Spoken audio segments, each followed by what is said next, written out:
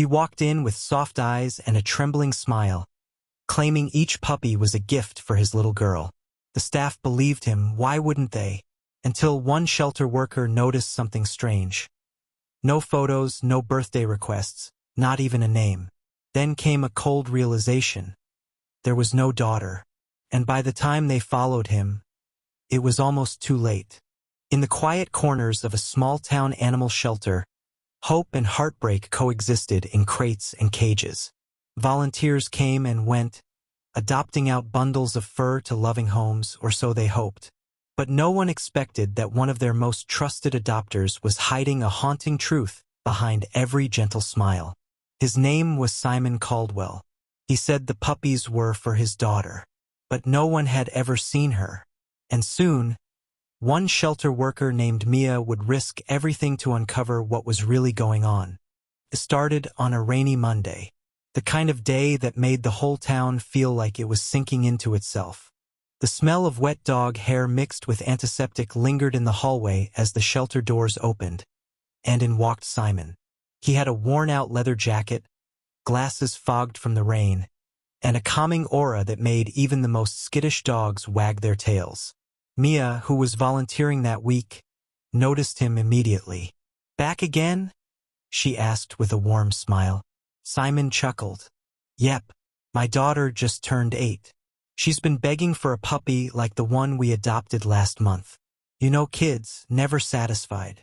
Mia nodded, laughing politely, but something tugged at her gut. "Another puppy? Already?" Simon tilted his head. "Oh, they're for different reasons. Birthdays, milestones.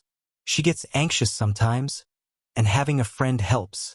He always had a reason, always had a story, and yet, Mia couldn't help but notice the way he avoided eye contact when she asked too many questions. The shelter had a policy. Home checks were optional after 2 successful adoptions. Simon had already adopted 3 times this year. It wasn't unusual for people to adopt multiple dogs, but it was rare for someone to come back every month like clockwork. Still, he was charming, respectful, never raised his voice, never rushed the process. "I think this one's perfect," he said, pointing to a golden retriever puppy with trembling legs. "She'll love him. She names them all after flowers. Last one was Daisy. Maybe this one will be Buttercup." Mia wrote that down, then paused. "Wait, didn't you say the last one was named Lily?" Simon blinked. "Oh, right, Lily. I get mixed up sometimes. She changes names so quickly. You know how kids are." Mia laughed, but something stuck in her throat. She didn't press it further. Not yet. That night, Mia couldn't sleep. Something about Simon's story scratched at the back of her brain. So she pulled out the old adoption logs. His name was on 4 different forms with 4 different addresses, some in nearby towns. One was even out of state. "Maybe he moved," she muttered. "Maybe he's just generous." But it didn't sit right.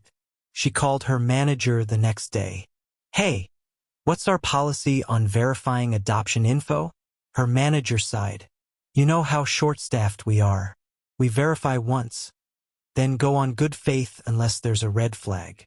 What if the red flag is too many adoptions? Is it illegal to adopt dogs, Mia?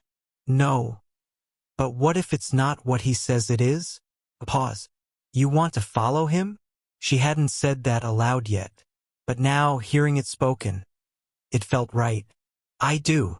The next time Simon came, Mia was ready. She had a friend from the local vet clinic help install a small GPS tag in the puppy's collar. Nothing invasive, just enough to track where it went.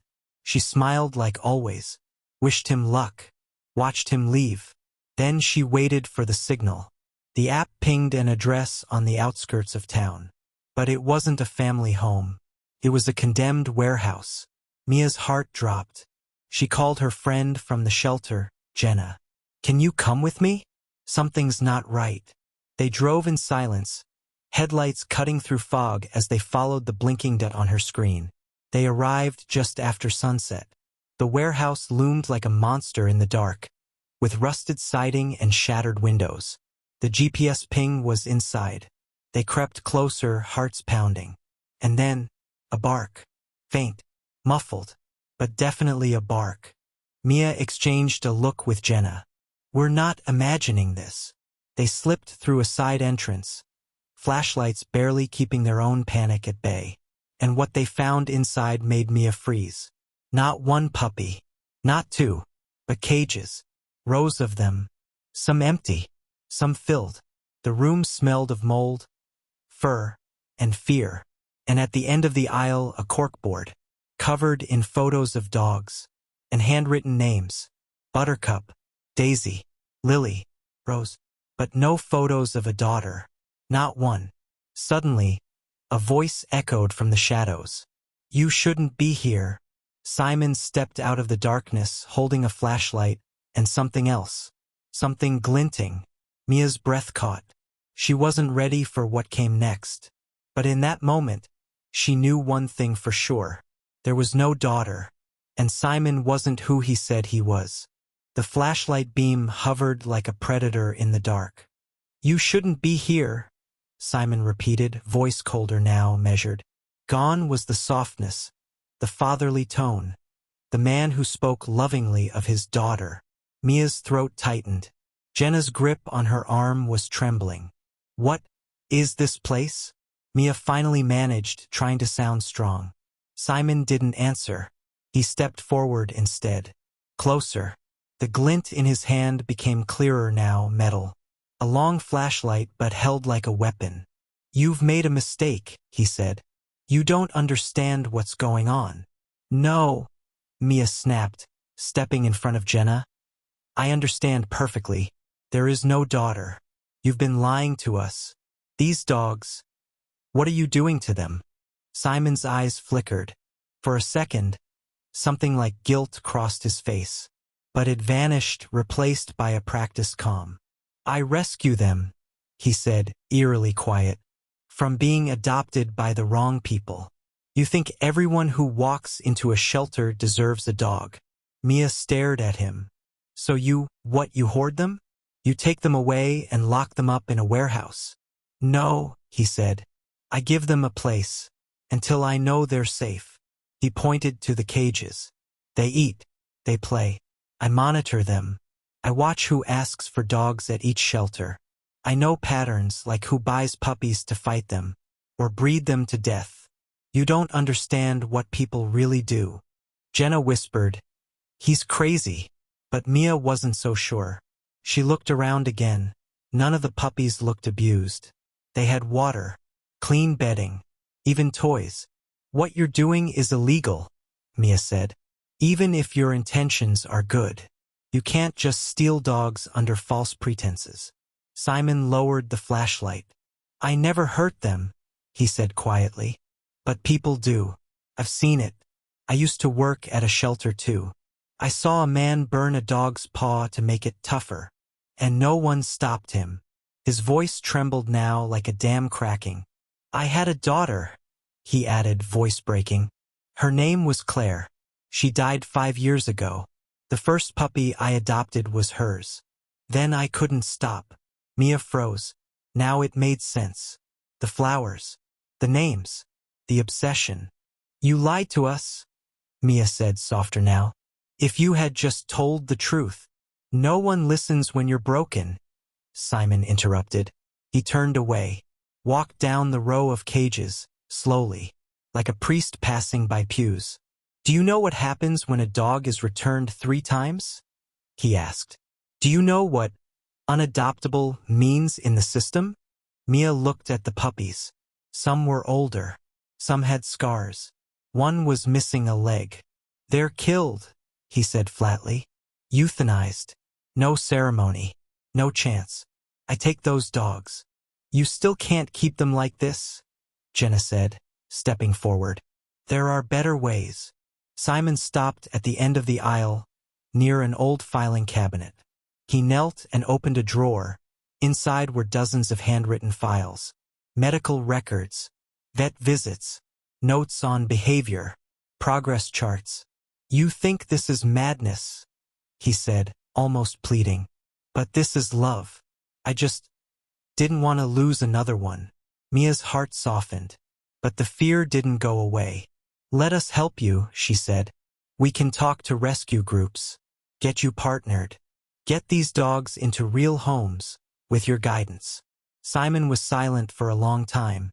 Then he asked, "You won't call the police?" Mia looked at Jenna, back at the dogs. "I don't want to," she said. "But you need help." Simon closed the drawer and stood slowly. "You're right," he whispered. "I'm tired."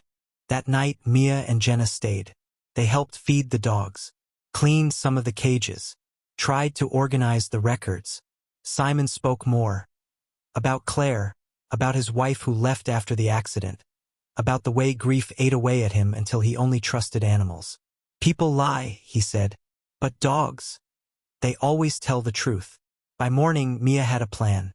She called a friend from a no-kill rescue network, left out Simon's name, but described the situation. "He's not a monster," she told them. "He's just alone. But the dogs deserve more." They agreed to send help discreetly. The next day, 3 vans pulled up outside the warehouse. Simon stood by the door, arms crossed, watching. He didn't speak much, just nodded. One by one, the dogs were loaded in, carried gently, whispered to like children. The retriever puppy, Buttercup, licked Simon's hand as she was carried away. "I think Claire would have liked her," he murmured. Mia placed a hand on his shoulder. "She would have been proud of you." But just as the last van pulled out, a black SUV pulled in. "Police." Jenna stepped back in shock. "Who called them?" Mia asked, heart pounding. "Not her. Not the rescue group." Then she saw it. One of the warehouse's boarded windows had been opened. Someone had seen. Simon froze. "It's over." 2 officers stepped out, hands on their belts, neutral expressions but alert. "We received a tip about an illegal kennel operation," one said. Simon didn't run. He didn't argue. He simply raised his hands. "They're gone," he said. "The dogs are safe now. That's all that matters." As they cuffed him, he looked at Mia and said one last thing. "Promise me you'll check on them. Make sure they don't get returned." Mia nodded through tears. "I will." The courtroom was quiet, eerily so. Simon stood alone at the defense table, his worn-out leather jacket replaced by a gray jumpsuit. The man who once walked into shelters with soft eyes and gentle smiles now looked like a ghost of himself. Tired, hollow, but calm. Mia sat in the back row, clutching a folder in her lap. Inside were printed photos of every dog Simon had saved. She had made it her mission.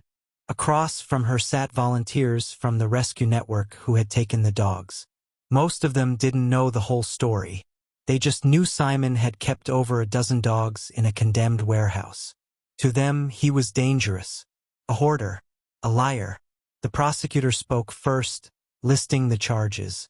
Falsifying adoption information, harboring animals without a license, trespassing on private property, violation of local health and safety ordinances. The words landed like hammers. But Mia couldn't stop replaying what she had seen. Clean cages, dogs with toys, organized records, and a man who cried over a photo of his dead daughter. Intent mattered, didn't it?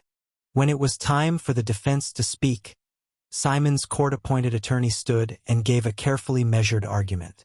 "My client never harmed any animal.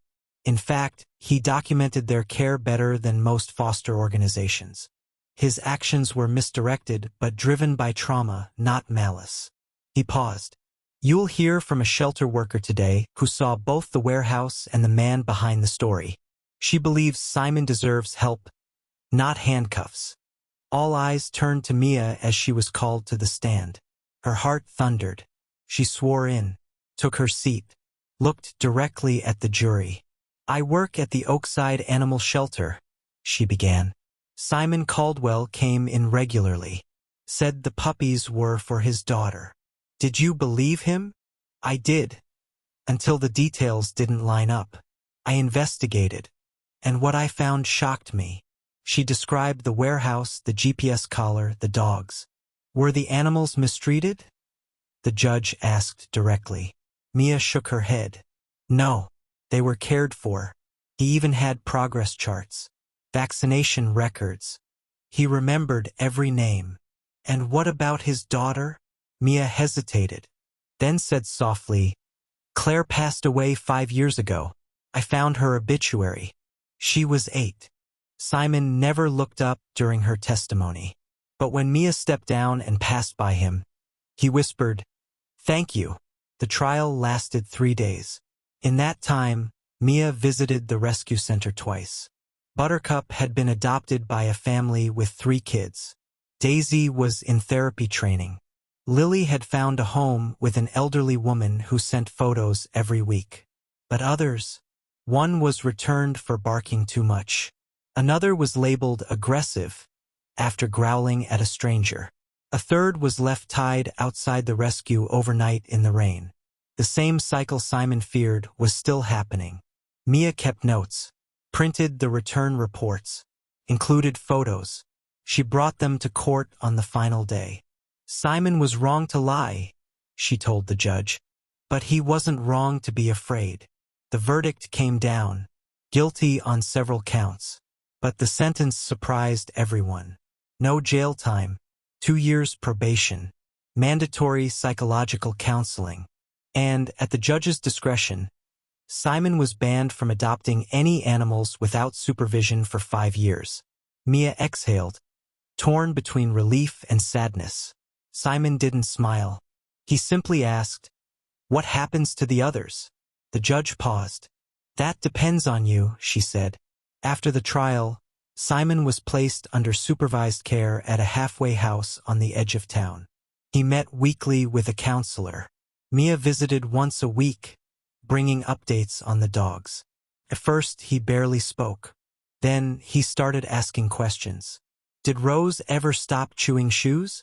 Is Bentley still afraid of thunder? Did Buttercup finally learn to sit? Mia brought photos, videos, progress charts. He kept them in a box labeled Claire's Garden. Every dog named after a flower. Every dog like a memory he could nurture. But just as life began to settle, a new ripple hit. Mia received an anonymous envelope at the shelter. No return address. Inside were 3 photos, all of the same dog. One from the Oakside shelter, one from the warehouse, and one in a new, unknown cage. On the back, in shaky handwriting, They're not all safe. Look deeper. Mia stared at the message, then at the last photo. It wasn't from any of the rescue centers she knew.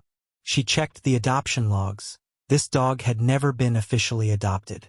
She pulled the file Ruby, a nervous border collie mix with one blue eye.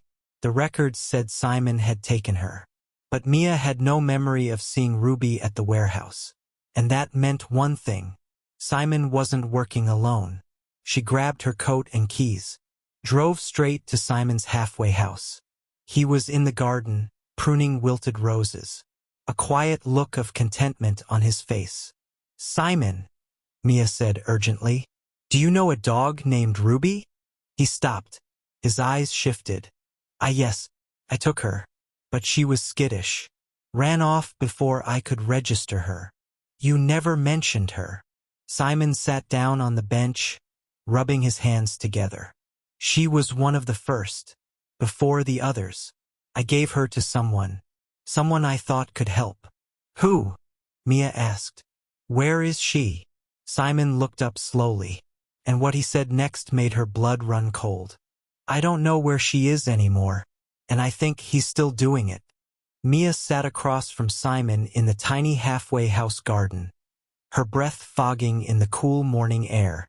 "You gave Ruby to someone?" she repeated. Simon nodded slowly, avoiding her eyes. "Who?" He hesitated. "An old friend. From the shelter days. We used to trade notes on rescues. He had more space than I did." "What's his name?" Simon's voice dropped to a whisper. "Tom Greaves." The name meant nothing to Mia, but Simon's expression spoke volumes. Deep regret mixed with something darker. Fear. "He started out like me," Simon said. "But somewhere along the way, he got greedy. Back at the shelter, Mia dug into the name. Tom Greaves. Nothing came up at first. Then Jenna helped her cross-reference old staff records from nearby shelters. There it was. Tom Greaves, former assistant director at Hillbrook County Animal Rescue. Employment ended 3 years ago. No listed reason. Mia clicked deeper. A local blog mentioned Hillbrook had been investigated for discrepancies in adoption records and missing dogs. But the case had gone nowhere. The center quietly shut down 6 months later. She found a photo. A tall man with graying hair, kind eyes, smiling next to a golden retriever. It didn't add up until she noticed the van in the background. A rusted white van. The same kind that used to idle near her shelter every Friday. The same van she'd once seen Simon step out of months ago. Simon, Mia said the next day. Was Tom ever near Oakside? He nodded. He was always in the background. I thought he was helping. He'd say, "Too many dogs spoil a sanctuary, and take the ones I didn't have space for." Mia felt her stomach twist. How many? Simon didn't answer. Simon. How many dogs did you give him? His eyes glassed over. 12. Maybe more. 12 dogs. Gone. No records. No adoptions. Just vanished. Jenna pulled Mia aside later. This guy Greaves could be doing anything. Puppy mills. Black market sales. Medical testing. Or worse, Mia whispered. They had to find him. The next step was a trap. Mia returned to the Oakside shelter and placed a new available dogs listing online. Included were several high-demand breeds. Huskies, French bulldogs, Shiba Inus. But one stood out. A fake listing for a purebred golden retriever named Bailey. Just the kind Tom might go after. The post went live at noon. By 2:13 p.m., an adoption request came through. The name? Thomas G. He requested to meet Bailey the next day. Claimed she was for his niece. Attached a photo of a backyard with a doghouse. Mia and Jenna prepped a hidden camera. Alerted animal control. But they didn't tell Simon. They needed his friend to trust them. At 10 a.m. sharp, the white van rolled into the lot. Tom Greaves stepped out. He looked older than in the photo, but still moved like someone in charge, confident, efficient. A man who thought no one was watching. He greeted Mia warmly. "Is Bailey ready?" "She's just in the back," Mia said, playing along. Jenna was behind the counter, activating the hidden mic. A small red light blinked to signal it was recording. As Mia led Tom into the back kennel area, she casually asked, "So, how long have you been adopting?" "Oh, years," Tom smiled. "Ever since Hillbrook. Simon and I were quite the team." "Still talk to him?" Tom paused, smile fading slightly. "Now and then." "And how are the dogs you've taken from him?" That smile returned, forced this time. "They're all happy. Some I keep, some I pass along. I know people." He didn't elaborate. Mia led him to an empty kennel labeled Bailey. Tom crouched down to peek inside. In that moment, animal control entered through the side door. "Tom Greaves." He stood slowly, face blank. "Yes. You're under investigation for potential violations of animal protection laws. We'd like you to come with us." Tom didn't resist. He didn't panic. He just looked at Mia and smiled. "You think you've found something," he said softly, "but you're still 5 steps behind." As he was escorted out, he called over his shoulder. "You should ask Simon what happened to the first dog. That's where the real story is." They searched his van. Inside were 2 empty crates, a bag of sedatives and handwritten notes. Addresses, shelter names, dog types. No Ruby. No records of the missing 12. But it was enough to hold him. Jenna called Simon as soon as the van pulled away. "He knew we were coming," she said. Simon's voice was quiet. "He always knows. That's how I lost control." Mia pressed harder. "What did he mean by the first dog?" A long silence. Then Simon whispered, "He meant Claire's dog, Back at the halfway house, Simon sat Mia down. "You think this started when I lost Claire," he said. "But it didn't. It started when I gave her a puppy.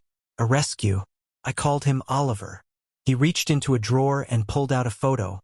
Claire hugging a little black terrier. "She loved him," Simon said. "But he got sick. Fast. We thought it was food poisoning. But it was chemical exposure." "What kind?" Mia asked. "Lab testing. The rescue we adopted from had lied. He came from an unlicensed breeder that funneled unwanted dogs into illegal medical trials." Simon's face darkened. "Tom worked there."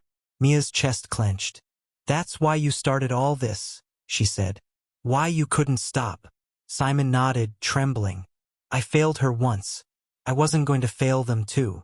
But now it wasn't just about grief. It was about a network. Dogs passed between shelters and private hands. Vanished from records. Some were saved, others used, discarded, or worse. Ruby wasn't just a lost dog. She was evidence. And if Tom was still smiling, it meant he hadn't lost. 2 days later, Jenna found another envelope, this time with no photos. Just one sentence. "There's another warehouse. But this one isn't empty." Underneath was an address. An abandoned dairy plant outside of town. Mia looked at Jenna. Then at Simon, who quietly said, "You shouldn't go alone." Mia's voice was steady. "We're not going to watch from the sidelines anymore." Night clung to the back roads like a secret. Mia gripped the steering wheel tighter as the GPS counted down to the address scrawled on that anonymous letter. Beside her, Jenna checked the flashlight batteries again, her hands jittery with anticipation or fear. In the back seat, Simon sat silently, face lit only by the occasional flash of passing headlights. He hadn't spoken much since they left the halfway house, but his presence felt important, like a missing piece finally returned to the puzzle. As they turned off the main road, a rusted sign came into view. East Hollow Dairy closed. The gate hung open. Beyond it, a towering skeleton of a building loomed, its windows broken, its walls streaked with decades of decay. The wind carried the faintest sound. Not a howl, not quite barking. Whimpering. They had found the warehouse. But what or who was inside? Inside, the air reeked of ammonia and rust. Water dripped from cracked pipes. The concrete floor was stained and uneven. Mia led the way, flashlight beam dancing across the walls. They found the first kennel 5 minutes in, hidden behind a broken partition. A single crate. Inside was a dog. Thin, dirty, terrified. No collar. Simon knelt down, murmuring gently. The dog's ears perked at his voice. They moved deeper. 1 crate became 2, then 5, then 20. Most were empty, but a few weren't. 5 dogs. Underweight. Shaking. But alive. Jenna snapped photos. Mia took videos. Simon whispered names as he examined each one. Maple. Coco. Jasper. Each one he recognized. Each one he'd handed to Tom. 1 door in the far back was locked. Simon hesitated. "That's the cold room," he said. "Used to store dairy." Mia found a heavy iron bar and cracked it open. The air inside was frigid and filled with cages, but not all of them held dogs. Some were stacked with boxes, documents, vials, sealed metal containers. And on a steel table near the center, Ruby. Alive. Barely. Her fur was matted, and she had a shaven patch on her leg. Evidence of injections. Mia choked back a sob. Simon stepped forward, placing his hand on the crate. "I'm sorry," he whispered. They called animal control immediately. Officers arrived within the hour, stunned by what they found. Jenna handed over the photos and videos. Mia made sure every dog was tagged and documented. Simon sat beside Ruby's crate the entire time, refusing to leave. When the officers opened the metal boxes, what they found confirmed everything. Syringes, sedatives, blood samples, and adoption paperwork, dozens of falsified files. many with Simon's forged signature. "Tom was using your name," Mia said. Simon nodded slowly, eyes never leaving Ruby. "He always said no one looks twice if the dogs go to a grieving father. People pity you, not question you." The raid made the news the next morning. Underground dog testing lab uncovered in East Hollow, the headlines read. Tom Greaves was held without bail. More shelters came forward. More dogs were recovered. Simon's name, once spoken with suspicion, now became something else. A tragic whistleblower. A victim. A flawed man who had tried to do good the wrong way. And Ruby? She was hospitalized for a week. But she survived. When she finally stood on shaky legs, Simon wept openly. He cradled her like a baby as she licked his chin with what little strength she had left. In the weeks that followed, Mia and Jenna joined a coalition of shelters and vets working to track and shut down illegal animal operations. Simon testified again, this time voluntarily.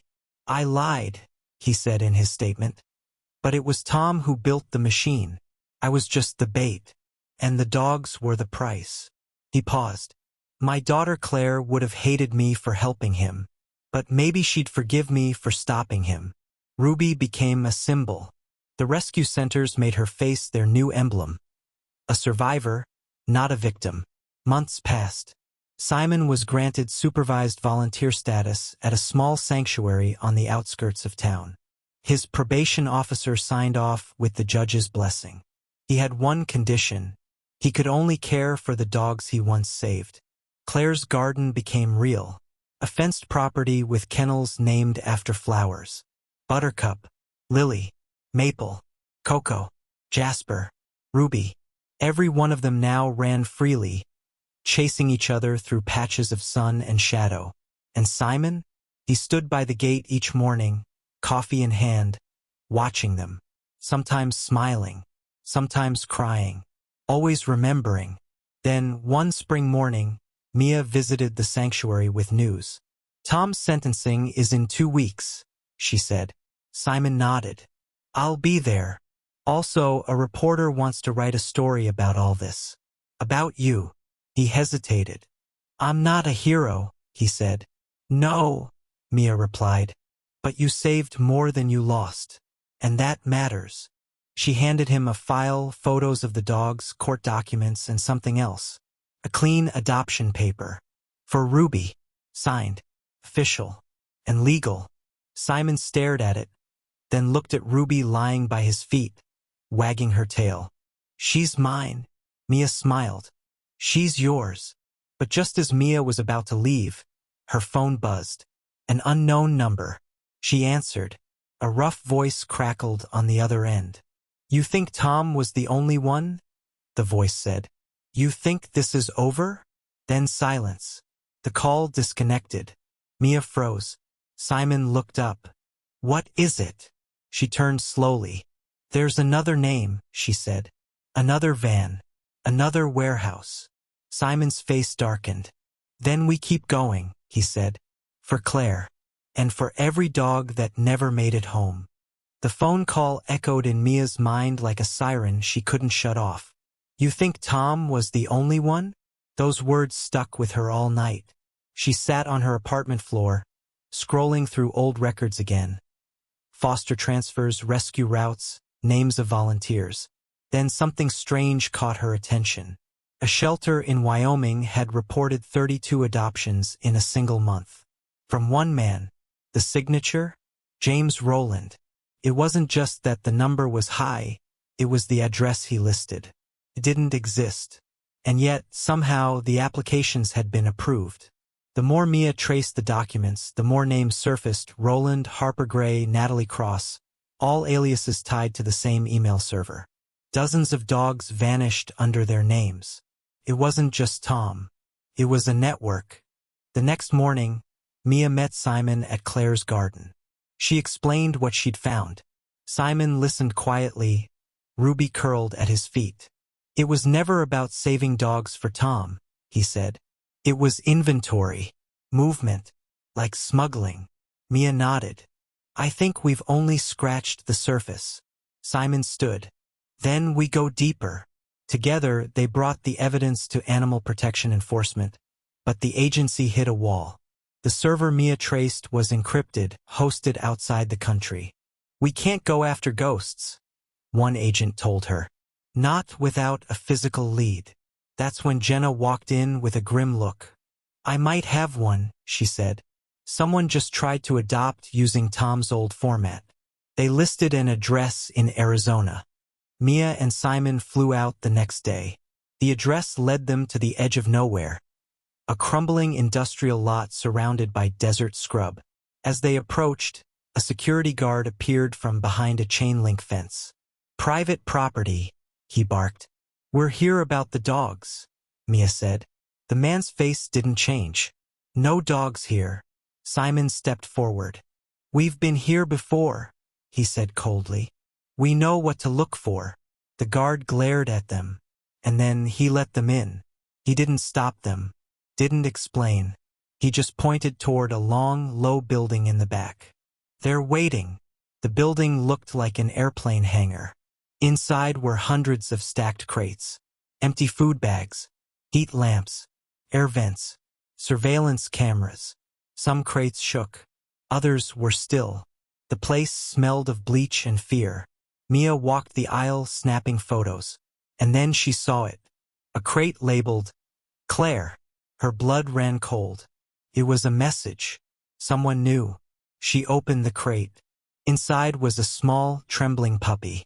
Alive, but marked. A tag in its ear. A barcode tattoo. Simon collapsed to his knees. I thought she was the only one, he whispered. But they've been doing it. In her name. Mia called for backup. The federal task force swept in within the hour. Over 45 dogs were rescued that day. 3 arrests were made on site. And the evidence they found, laptops, payment logs, export records, tied the operation to an international trafficking ring spanning 3 countries. Tom Greaves had been a recruiter, but someone else was the architect. And that name, when it was finally revealed through decrypted files, turned Mia's stomach. Dr. Evelyn Marks, a former behavioral scientist who once ran rehabilitation programs for high-risk dogs. Her program was shut down for cruelty, but now it was clear. She'd gone underground, using shelter networks to funnel dogs into her experiments abroad. She hadn't disappeared. She had evolved, and she was still out there. The bust made national headlines. Dog trafficking ring exposed. Led by disgraced scientist. Simon refused interviews. He'd said his piece in court. But Mia stood in front of the cameras. She didn't just speak for the dogs. She spoke for Claire. For every pet that was never adopted, she said. For every child who lost their best friend. For every animal used and discarded. We're not looking away anymore. The months that followed brought real change. New legislation passed in 3 states to tighten adoption regulations. Background checks became mandatory. And a digital registry launched, Claire's Law, to flag suspicious applicants and track shelter adoptions nationally. Simon was asked to join the advisory board. He declined. Instead, he stayed with his dogs, his family, quietly building a life he never thought he deserved. One quiet evening, Mia visited Claire's garden. The sky was lit in orange and gold. Ruby barked as she arrived, bounding to the gate. Simon waved from the garden path. You know, he said as they walked, Claire used to dream about being a vet. She'd draw diagrams of dog skeletons and make me guess their names. He laughed softly. She'd have loved this place. Mia smiled. She built it. You just followed her blueprints. He nodded, voice tight with emotion. Then he handed her something. A puppy. From the last rescue. No barcode. No scar. Just a soft bundle of warmth and trust. You saved this one, Simon said. No, Mia replied. We saved each other. As the sun dipped below the hills, the wind carried the faintest sound through the trees. Not a siren. Not barking. But a whisper. Of something healing. Of something ending. And beginning again. Thanks for watching. If this story moved you, inspired you, or made you think twice about the world behind a simple adoption, then please consider liking, commenting, and subscribing. Every view, every share, and every voice helps bring awareness to the silent struggles so many animals and people go through. Remember, kindness doesn't always come with a grand gesture. Sometimes, it starts with just paying attention. Thank you for being here, for feeling this story, and for standing on the side of compassion. Until next time, take care, and never stop caring. Paw Prints Red Heart.